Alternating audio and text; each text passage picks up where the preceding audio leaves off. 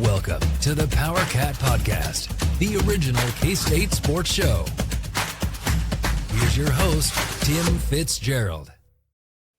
Welcome to the PowerCat Podcast, Fitz and Gills and Cole for another edition. Just as a heads up, next week this will drop a day early because K-State plays a day early when they travel to Arizona, hopefully with a 2-1 record. I pause.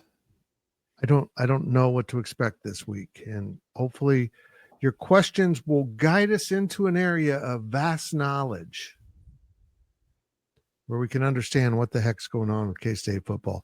Got the studio cam up, and dude is licking his side way off on the couch. We're gonna remove that now because that's just weird. Actually, here's what's really cool. If I go to the three front, Gilbert's out, but we'll bring him in. Whoops, add to stage. There we go. He's back. Okay, let's get rolling. We don't have time to mess around. We do, but I don't want to mess around. Where are my where are they? Banners. I can't even do my job right. Oh my goodness. Oh, that sounds like John Grove. Here we go. 2 games into a 12-game season, both effort and focus are already major problems for this team. Why, as fans, should we think either aspect is going to improve? Cliff Clavin 754 with that one.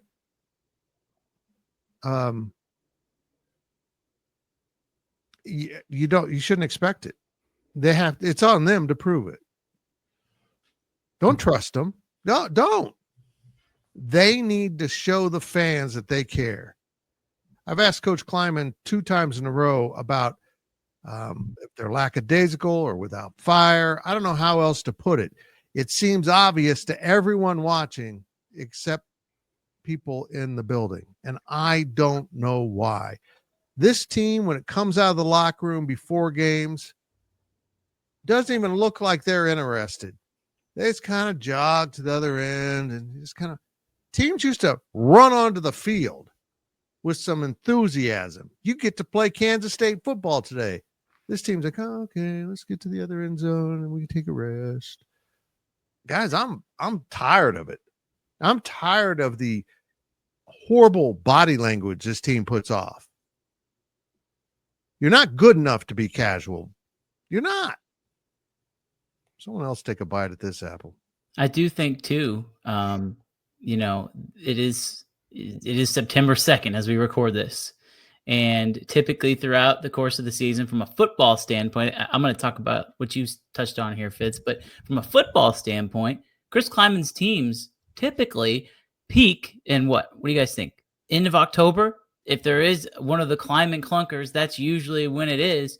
He doesn't exactly have teams that come out firing all cylinders. By the end to middle of October, they've started to figure it out. So from a football standpoint, I think that the reason you should, I don't want to necessarily say trust the staff, but the track record is there for this coaching staff to have the guys who want to play, to have the guys who can play, and to have the guys who give their team the best chance to win.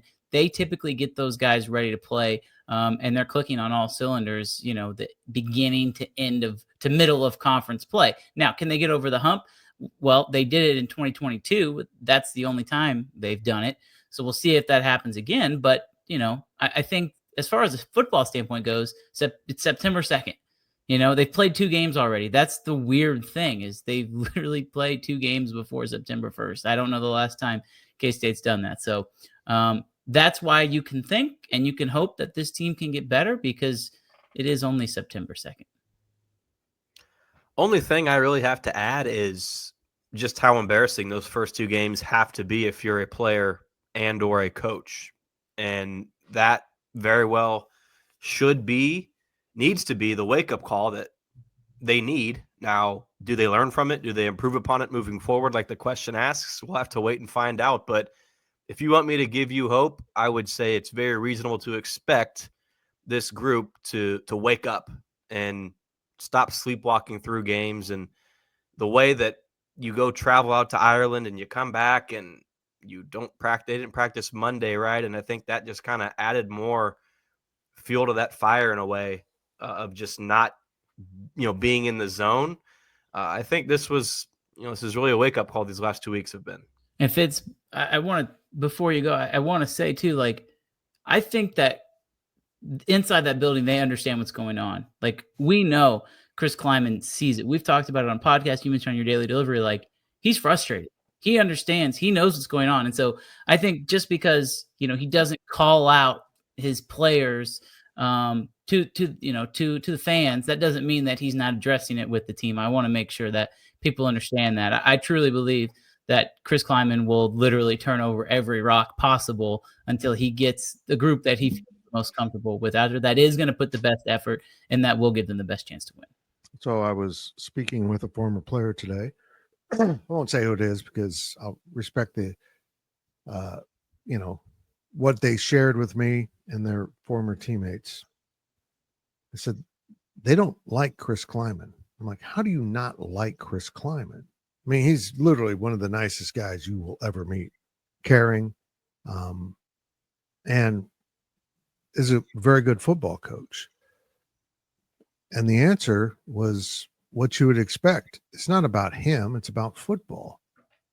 And it's about his seemingly lack of understanding the importance of special teams, that the football program wouldn't be where it is without special teams. And now they've gone from the team feared in special teams to apparently what's going to be a rolling joke from week to week. You can look at the fumbles, the muff, penalties, but just in general, there's almost no blocking on punts. I don't know how Sterling Lockett found a running lane. Pretty much on his own, may I add. Maybe there was a little deflection here and there. Kickoff returns. They're kicking to the returner. They want them to return the ball because 80% of the time they don't get it back to the 25 where they would get with a fair catch. I'm in on this now. If the ball is, unless it is struck poorly and is low and the defenders, the coverage team is way behind schedule getting down, fair catch it. Fair catch it. The only way this unit is going to get a return is a wide open, untouched alley, which is more about the defense than anything, the coverage team, but also it requires some blocking. And it's not going to happen. You get a hand out there and that's it. That's all it takes. Just fair catch the damn thing. Cut down on your mistakes, for heaven's sakes. Just stop the bleeding before you try to do anything else. People are unhappy, and they have a right to be. Now, what I think goes too far, guys, and maybe there's a question about this, is when they start calling for firings, and we're 2 games into a season, for heaven's sakes. We don't know the story of this team. The first 2 chapters suck, but the story of this team could be steady improvement in a way that we haven't seen from a Chris Kleiman team. We haven't seen this, so why wouldn't we possibly see that? But I know this team has to wake the you-know-what up and start taking what they're doing seriously and be better. We got veteran players playing some of the worst football of their lives. They were better when they were freshmen running around there not knowing what they're doing. And now they know what they're doing, and they're not very good.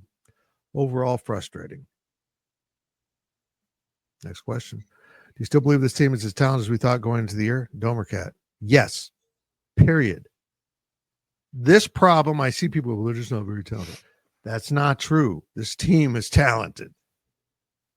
They've got a group of guys that could be competing at an incredibly high level, but they can't do it by not playing hard consistently and not keeping their fundamentals in line consistently. It's like they just decided we don't need to listen to coaches. We can do this. No, you can't. And you're proving it. You will lose to Army, a team that just lost at home to Tarleton State. If you gunk around and ignore keys and don't do your assignment because you know better than the coaches. Ain't going to work, boys. It ain't going to work. And at this point, K-Staters won't be surprised if you lose to Army. They won't be surprised at all. They'll be surprised if you blow them out. I don't think I'm wrong there either. I think that the reason why fans are so frustrated is because the answer to this question is yes. A lot of people do believe that this is still a really, really talented team that can compete for a Big 12 championship. And you look around college football and you see some of these teams that are supposed to be pretty good in the Big 12 dismantling their opponents. There's no reason that K-State shouldn't have done that against North Dakota. On that same hand, there's no reason that they can't do that against Army, right? Like if the talent is there, then that's what they should do. And I think K-State, Gilbert, you might know this. I think they're a 17.5-point favorite, which to me, I would be very interested to see, had K-State blown out North Dakota, what the spread would be. Because if Vegas thinks that K-State's going to win by 3 scores right now with this group, then their talent-wise, they should win by 4 scores. And I think that they still have the capability of doing that. And, you know, I look at the game against Iowa State, guys, and I think that if K-State can find a way to get out of this rut, and we're trying to dissect it and figure out what they can do and what they need to do to get out of it. If they can get out of this rut, I think there's a good chance we look at that game to start the season and say that had such an impact on the psyche of this group. And I really do believe it's not as much about the Ireland hangover as much as it is they got mentally and emotionally so down after that game against Iowa State that they let it bleed into the next week. And we haven't really talked about that much, and maybe I'm wrong, but it does feel like the more I've kind of thought about it, it just looks like they were down. They were just still upset that they lost that game to Iowa State, and they took for granted the fact that there was another team that was lining up on the other side trying to kick their you-know-what. And so to answer this question, I do still think they're as talented, but they have to go out and prove it. Cole, I would say Kansas State, following the loss to Iowa State, was not down enough, was not upset enough. All throughout the offseason, your head coach is preaching the message, which I was happy to back up, that the one game isn't going to make or break your season. Well, you lose it. That message stays true. I don't think they truly were upset or distraught. I mean, Cole, we were out there, Fitz, we were talking to players out at Aviva Stadium following the loss. They didn't really seem too fazed. And so that loss to Iowa State, your rival, should have meant a little bit more. And the emphasis that it's a long season ahead probably took something away from that. Now, as the basketball guy, I do have to go here and point out that Kansas State probably had the best 6-game stretch of any team last season when they won 6 in a row, beat some damn good teams.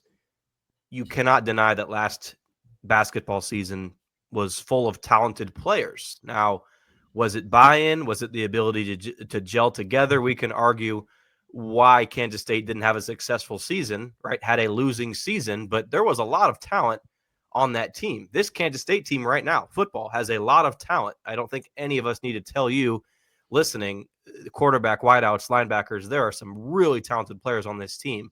Through 2 games, for whatever reason, hasn't come together, but that there's no reason to think, well, I shouldn't say that. It can absolutely come together from here on out. Will it? We'll see, but it absolutely can. It can come together. I'm just going to say this. I appreciated Coach Kleiman mentioning in his press conferences as of late that maybe they made too big of a deal of the travel, because in hindsight they did. Basically, Gills and I got back. You feeling okay? Yeah, I'm feeling okay too. Instead, they're giving them nap time, giving them breaks from practice. I mean, what if we just skip the Monday presser with Kleiman? Right. We're not going to have the knowledge that we need to cover this team. We're going to be off our game a little bit. We'll be a little rusty. So, and that is exactly what I thought. You can't tell me that if this isn't against Army that they're not practicing. If it would have been Iowa State, Army, and then North Dakota, they are 100% practicing because of the challenges that Army faces, or the challenges that Army has. I guess trying to By not practicing on Monday, the message was this team isn't that big a threat. Mm-hmm. Agreed. And Gil says that, jokingly, but it's true. They flew direct from Dublin to Kansas City and had a 2-hour bus ride. We flew Dublin to Chicago, sat there for what turned out to be 6 hours, got to Wichita at midnight. No, left there at a little before 1 a.m. and got home at 3 a.m. And we were at a press conference at noon the next day. And his players, who slept in their own beds a full night, got a day off. I think the messaging has been wrong with this team. I think they've had the easy road so far. The coaches expected them, hey, they're really talented. They're going to take care of business. You know what? At the end of the day, they're just a bunch of young men who don't know fully how to take care of business. So at the end of it, this is on the coaches. Whatever they're messaging to the players, whether it's in words or actions, is not having the intended effect. They need someone to just become the constant ass chewer. And I hear Chris Kleiman has been pretty fiery, but in all due respect, his nature doesn't make him someone you fear. Everyone says Connor Riley's gone. Coach True's gone too. Those were the two ass kickers. And someone's got to step up into that. Someone be willing to be the villain. Because these guys need to be told they suck. And if you're a starter who is making mistakes, doing things that you shouldn't be doing, you know what? You need to be on the sideline at that point. Let's just get ready for next year and the guys who actually want to play good football. They may not be as good or talented at this point, but they'll get farther along because you don't want to do your job properly. Next up, is Avery Johnson more like Josh Freeman, super talented but aloof than us fans want to believe? I don't see the fire in his belly, but that doesn't mean it's not there. We've got an anon still. 5267768. Yeah, I just said your name. Reach out. We're going to change your name. I'm just going to change it to Fire in the Belly Cat. Yes, that's really good. Yeah, Gills, you're more familiar with the NFL than I am. Who's a really kind of cool quarterback who isn't like a really vocal yeller screamer? Is there one? Jalen Hurts. Maybe. It's a good one. Sure. Maybe. Just won a Super Bowl. Mm-hmm. But I guess Avery got after guys on the sideline in the second half. And the sad truth is, even if it's out of his comfort level, he's got to do it from now on. He's got to demand more from his offensive line. Yeah, I cannot take a sack and run away and throw the ball away or possibly have an interception. Yay, you didn't get a sack against you. But the team still didn't run the play right. So he's very mature and very calm. And I think that can be perceived as aloof, but it isn't. I think he's a real competitor, but he's conflicted. The coaches, again, I think have handled him totally wrong. Let him do what he does. Just give him guidelines for how to do it. Deciding you're not going to run him up the middle ever is not wise. Ask Texas Tech. They saw it. He gets through a defense so fast. I know you're worried about him getting injured. I know. But you got to let him play football. If you're worried about him getting injured, let's just buy him a tennis racket and let him go no contact in a different sport. He's chosen to play football. He's chosen to play quarterback. In fact, I think he's called to play quarterback. You got to let him be himself. I've never said I want more designed runs from Avery. I want more flushes because he doesn't have a receiver open. A couple of those interceptions, failed interceptions, would be interceptions, I'm like, just run. Why are you putting the ball there? Just run and pick up some yardage. But they don't want him to do that. They're killing their own offense. It's not a good enough offense to put restrictions on. Go play football. Don't put them in peril in the second quarter when you're ahead by 3 or in the third quarter when you're now up by 10, but don't back off the offense either. Stay in attack mode. I think that last season it was very easy for K-State not to necessarily run Avery Johnson double digit, carries per game, because you had DJ Giddens, you had Dylan Edwards, and you had those two guys. I love Joe Jackson. I think he's going to be a really, really good running back at K-State in a few years. I think Devon Rice has maybe an even brighter future at K-State. But you don't have a DJ Giddens and a Dylan Edwards. All you have is a Dylan Edwards, and you don't even have a Dylan Edwards right now. And so you need to run Avery Johnson more. There's no doubt about it. And I really do believe this, guys, that, sometimes you need to have something really, really bad happen before something gets changed. And I think that Saturday could serve as a light bulb moment for Matt Wells and this Kansas State offense to look around and say, well, who is going to make the big play? Who is going to run the football effectively if not Avery Johnson? And, I think that it could be more than just a light bulb moment for the offense. I really do believe that this coaching staff avoided death, a near-death experience changes their outlook on the season because they know what kind of talent they have. But I think they start to realize that they're going about this and specifically the Avery Johnson situation pretty wrong right now, because there's a lot of other things that he can do besides drop back and throw the ball 48 times.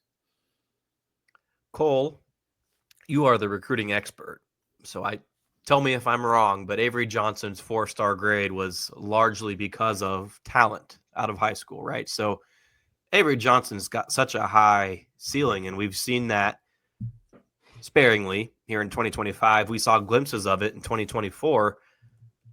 Fitz, you did a great job just of outlining, do you want to be cautious with Avery? Do you want to tell him not to take that run? There's a lot. I mean, wideouts, tight ends, dropping passes, and Avery's not off the hook for that, but there's so many variables here that are not based off of Avery's talent. And if he's going out and playing, I think I said this on Monday night on the Insiders, K-State needed to go score. Couple minutes left in the game. Avery Johnson put a drive together and capped it off with a long run that set up an easy touchdown throw to Joe Jackson, right? Back against the wall, his talent shined on Saturday against North Dakota. When it truly had to happen, it happened. For the rest of the game, seemingly, there's just, I don't know if it's mental, if he's being told not to run or he doesn't want to run. Fitz, you did a great job with that. The talent's there. Getting it to all come together, of course, is the challenge. So to call him a Josh Freeman-like talent, sure, he's got all the talent in the world. I mean, there's a reason Avery Johnson, his Heisman odds did not drop after Saturday. K-State's Big 12 title odds, CFP odds, seemingly every game in the Big 12, everything fell. But one thing didn't, and it was Avery's Heisman odds. He had a good game statistically. He showed off, who knows? If K-State goes undefeated from here on out, maybe on Heisman night, people are talking about, that drive against North Dakota, that's really what kickstarted the year. We'll wait, we'll see, but that's a talented drive from Avery Johnson.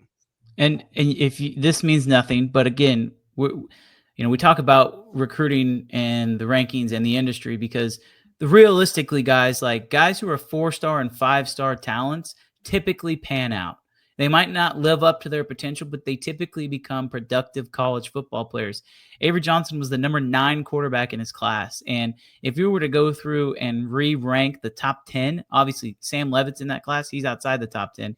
But if you were to go through and re-rank those guys based off of production, Avery Johnson, you can make a serious argument that he's number 1, especially after what we saw Arch Manning do on Saturday. I know he's got a bright future ahead of him, but I mean, there's no reason that Avery Johnson can't be one of the best quarterbacks in the Big 12, but the staff has to use him the way that he can and probably should be used. Yes. Absolutely. Yes. The difference, between that drive and the other possessions in the half in the game, he used his legs to extend the drive.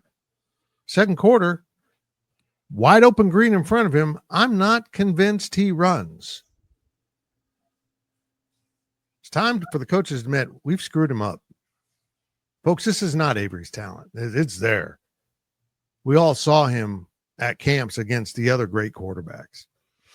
This is how he's being used. And in an effort to not get him hurt and to survive the season, they're destroying him. Our former colleague, Ryan Wallace, who made a great point. It's like they're happy to go 8-4 when if they let their quarterback do his thing, they'll be 10-2. But if he's hurt, they'll go 6-6. You should always strive to be the best you can.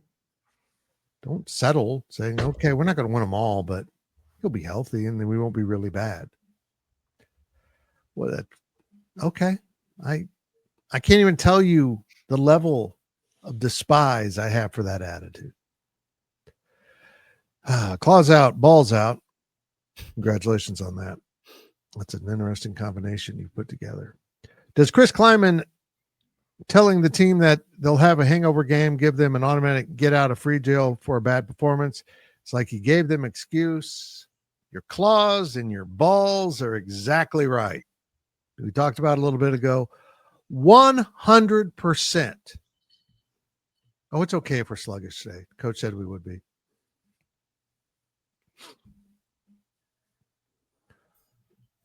Some people are going to hate that I bring this up, but Gills, do I talk about cancer every day? And nope. I got to do this because I'm motivated to do that. No, I try to live my life the best I can. Are there limitations? Absolutely. Are there frustrations? Incredible frustrations. I deal with them. I don't let them rule my life. And I'm going to say this. I spend a lot of my time tired because thanks to not having a functioning bladder, I'm up every 2 or 3 hours a night. I don't sit here and talk about it all the time. I'm sorry you were sweepy. I'm in a mood. Someone else be in a mood.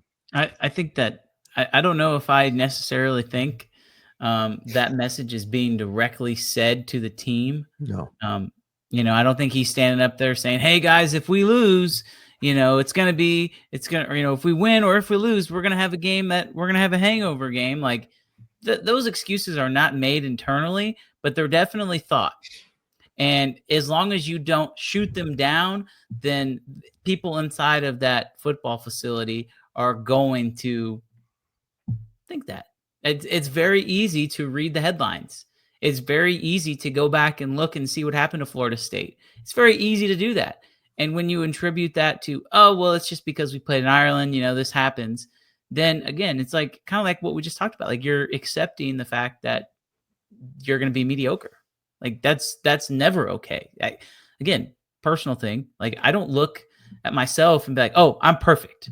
I have nothing to work on. No, I'm always trying to get better. I'm always trying to become a better journalist. I'm trying to become a better teacher. I'm trying to become a better coach. Whatever it is I'm doing, I want to become better.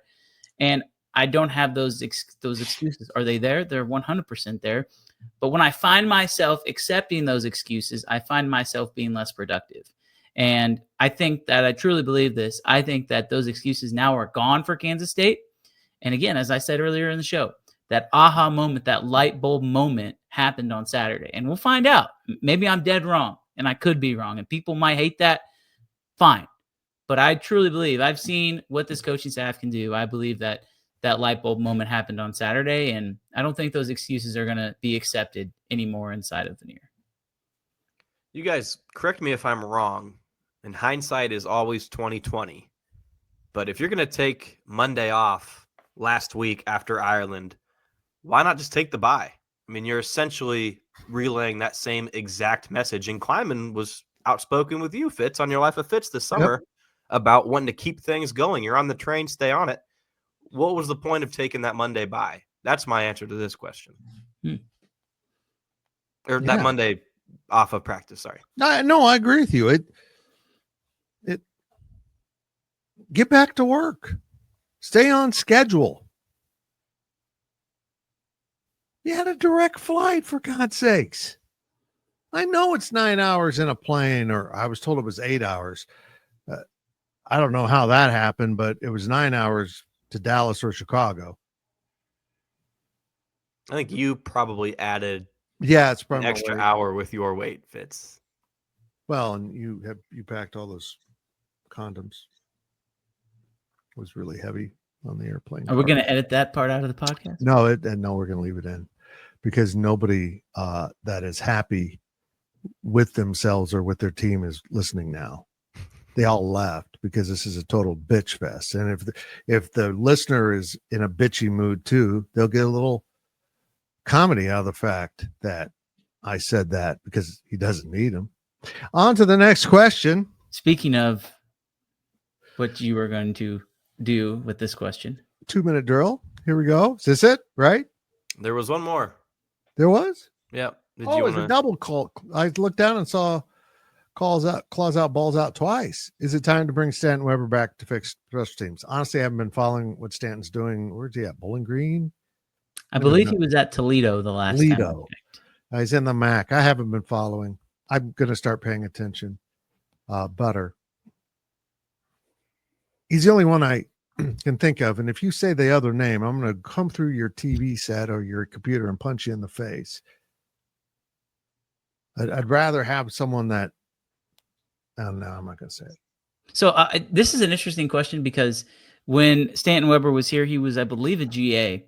And I think there's something to that, guys. Like, let the GAs be in charge of special teams. I really believe there's something to that, because those guys are hungry. Those guys are wanting to make a name for themselves. I know several coaches who, Oklahoma State used to do this all the time. They had their GAs be their special teams coordinators, be their special teams coaches. And when you tell those guys, hey, instead of being the assistant tight end coach, you're going to do that, but you and another guy are going to be in charge of special teams. You are going to be the guys who put together the game plan. Love it. You give some guys some ownership, man, they take it and they run with it. And K-State used to do that. That's what Stanton Weber did. And they were really pretty good at it when they had Malik Knowles here, and he was returning kicks. And Stanton Weber was, I believe, in charge of that. I think he left in 2019. I think he had 1 year of late. 1 year with Kleiman, maybe. But put the GAs in charge of it, man. Like, it doesn't even have to be Stanton Weber. Let those guys earn their stripes and see what they can do, because it can't get any worse. Well, we got one on the staff. I don't know what his title is, but he's a pretty good special teams player. He kind of gets it. I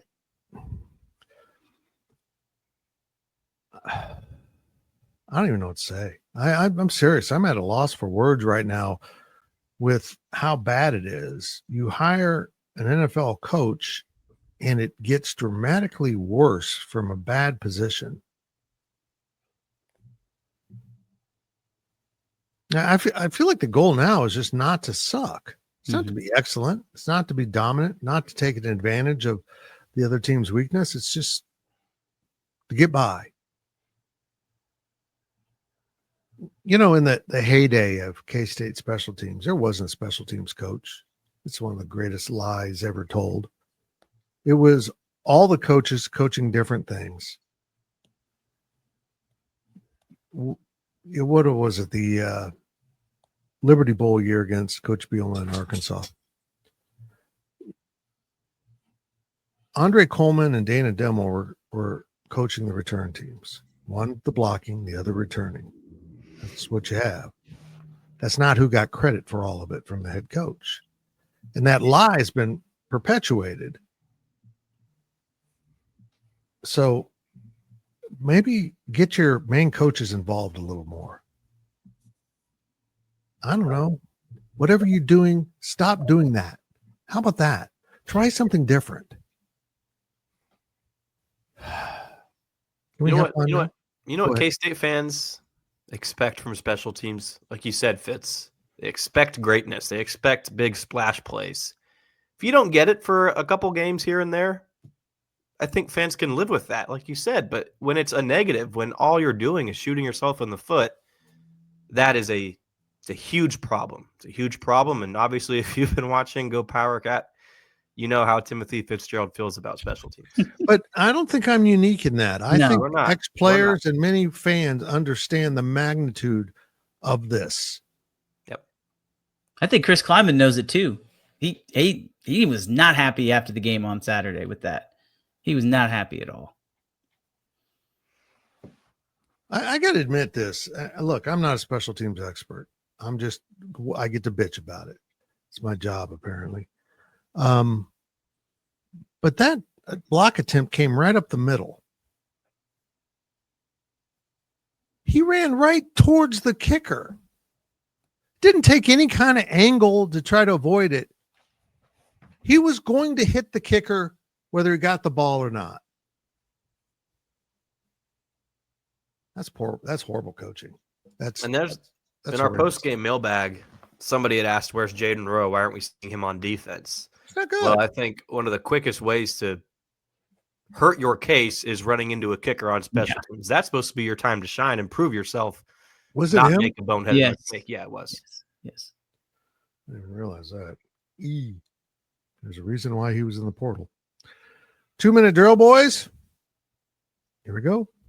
If you could pick any former player to join this year's team to give a little more fire in their belly, who would that be? I got a no-brainer. I got a no-doubter, but you guys give it a shot.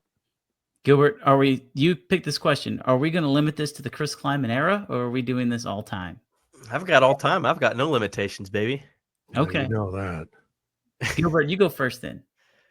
All right. I'd like to ask you guys, what comes to your mind when you think of K-State at Miami in 2011? Apart from the goal line stand, does anything else stick out in your mind? Al Golden's horrible tie and Nope. on the sideline. The rain. No.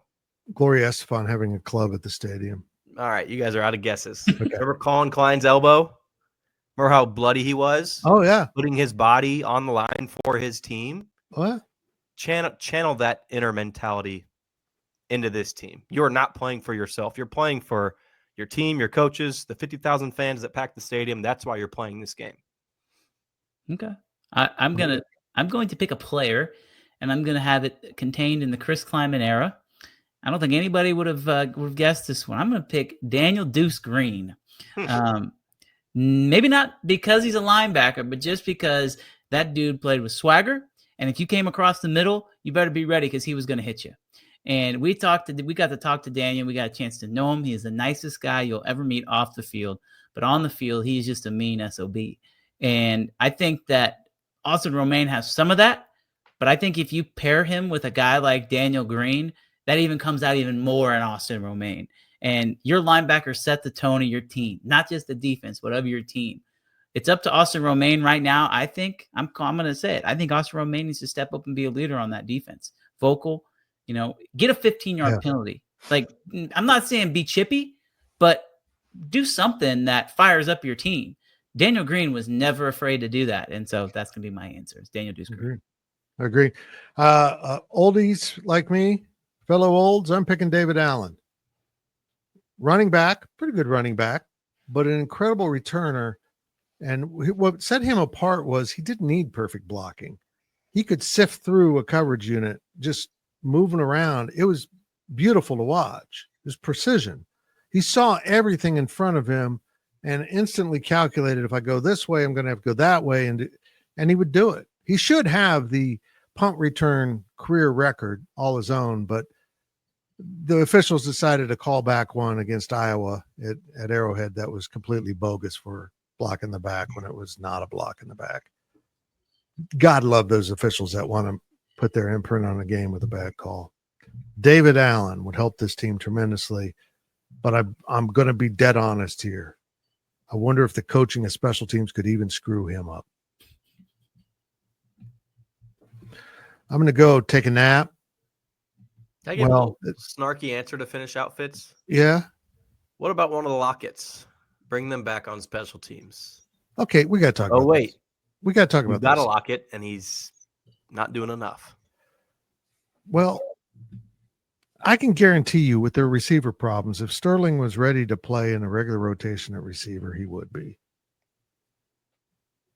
And I know he's your little brother, Tyler, but Those tweets during the game were, no, man. No. Sterling's got his opportunities. The problem is nobody blocks for him, so he can barely ever return a punt. He did a good job with what little space he had on his one return. Not all people with the same last name and the same genetic material are the same, whether it's in the return game or, hypothetically speaking, coaching. This has been a GoPowercat.com and Spirit Street production. Please support this show by subscribing to this YouTube channel or follow us on your favorite podcast platform.